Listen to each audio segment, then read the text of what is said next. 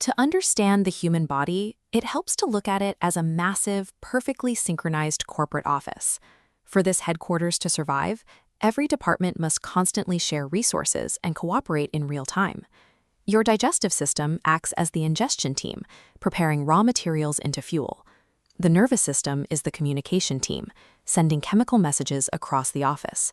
And the immune system operates as the protection team, guarding the borders against outside intruders. Down at the microscopic level, your cells rely on power generators called mitochondria. These structures burn the fuel delivered by the ingestion team to supply electricity for every single operation across the entire company. But in patients with myalgic encephalomyelitis, or ME/CFS, this intricate corporate network falls completely out of sync.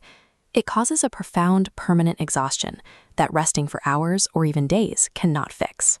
ME/CFS is a catastrophic, company-wide communication breakdown. This systemic failure disrupts the coordination between different departments, eventually starving the body's power generators of the fuel they need to function. To find the origin of this breakdown, we have to look inside the digestive system, at the gut microbiome. Trillions of microbes live here, acting as an advisory partner to the biological headquarters. In a healthy state, peaceful bacterial advisors, like a species called Faecalibacterium, release soothing chemical signals. These signals keep the protective border of the gut strong and the environment calm. When scientists run high-resolution microbial audits on patients with ME/CFS, they find a severe depletion of these essential, peaceful advisors. This creates a biological imbalance known as dysbiosis. Without peaceful workers maintaining order, noisy pro-inflammatory bacteria called proteobacteria multiply. They ignore the standard operating rules and create constant irritation within the gut. This localized chaos is the first domino to fall. A once peaceful department transforms into a source of constant disturbance, creating an environment that threatens the stability of the rest of the body. Because those soothing bacterial advisors are missing, the protective border of the gut physically weakens. It loses its structural integrity and develops leaks. Tiny fragments of bacterial cell walls, known as lipopolysaccharide, or LPS, slip through these new structural gaps, escaping the digestive system. Once in the blood, specialized security scanners, like a molecule called SCD14, immediately detect these roaming bacterial fragments. Detecting these fragments, the immune system assumes the entire office is under a massive biological attack. The protection team triggers a company-wide security alarm, a state of chronic inflammation that refuses to turn off. The body begins pouring its resources into fighting a false internal war. Keeping these security alarms ringing continuously drains vast amounts of energy away from daily operations, dragging the patient into deep physical exhaustion. The final casualty of this biological chaos is the energy grid itself. The cellular power generators, the mitochondria, are pushed into a total lockdown.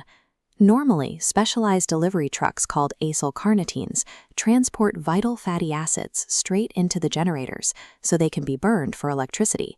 When the immune system is stuck on high alert, the body redirects its metabolic resources toward defense and away from maintenance. This redirection depletes the supply of acylcarnitines, leaving the system without enough trucks to deliver fuel, especially when energy demand spikes during physical exercise. This diagram illustrates the engine of our cells. Without fuel trucks, raw fuel piles up as waste, physically clogging the internal combustion cycle. This clog forces the cell to blast an emergency stress signal, GDF-15, halting energy production to prevent further damage. This biological fuel starvation is the exact mechanism behind post-exertional malaise. Patients experience a severe physical crash after simple tasks because their cellular engines have run out of fuel. When we zoom out to view the entire biological headquarters, we see that the body's communication rules have been rewritten by this cascade of failures. This systemic breakdown creates different biological branches of the disease, depending on other internal frictions a patient might have, like irritable bowel syndrome or IBS.